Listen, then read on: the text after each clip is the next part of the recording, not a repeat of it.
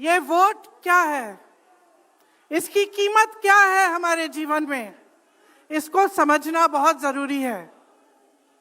बहुत समय पहले जब आजादी की लड़ाई शुरू हो रही थी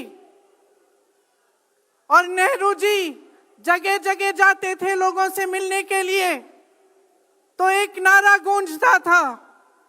जब वो पहुंचते थे तो देश की जनता भारत माता की जय जयकार करती थी। उस समय नेहरू जी ने इस बात का उल्लेख किया कि भारत माता क्या है। उन्होंने कहा कि भारत की प्राकृतिक संपत्ति, भारत की नदियां, भारत के पहाड़, भारत के खेत तो भारत माता है ही, लेकिन भारत की जनता, भारत का एक एक बेटा, एक एक बेटी, जो इस धरती का पुत्र है, जो इस धरती की पुत्री है, वे सब भारत माता के अंश हैं। वे सब एक तरह से भारत माता ही हैं।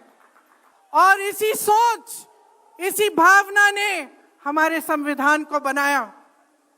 इसी भावना ने आप सबको एक एक वोट दिया, जिससे आपका सबसे बड़ा अधिकार सरकार को चुनने का, सरकार को गिराने का आपको मिले।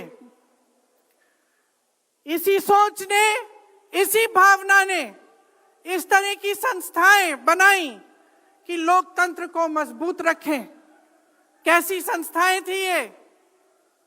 न्यायपालिका, मीडिया, संसद, ये राजनीतिक दल जिसका हम भाग हैं, विपक्षी दल, सत्ता पक्ष के जो नेता हैं वो,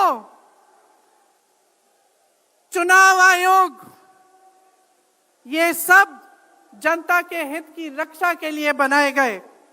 इसीलिए जब आज हम देखते हैं कि इन सब संस्थाओं को कुचला जा रहा है, तो एक एक भारतवासी को उठना चाहिए, जागना चाहिए और ये समझना चाहिए कि जो वार हो रहा है वो सिर्फ इन संस्थाओं पर नहीं, लेकिन हम सब पर, आप सब पर, एक एक देश के पुत्र पर, एक एक देश की पुत्री पर वार हो रहा है।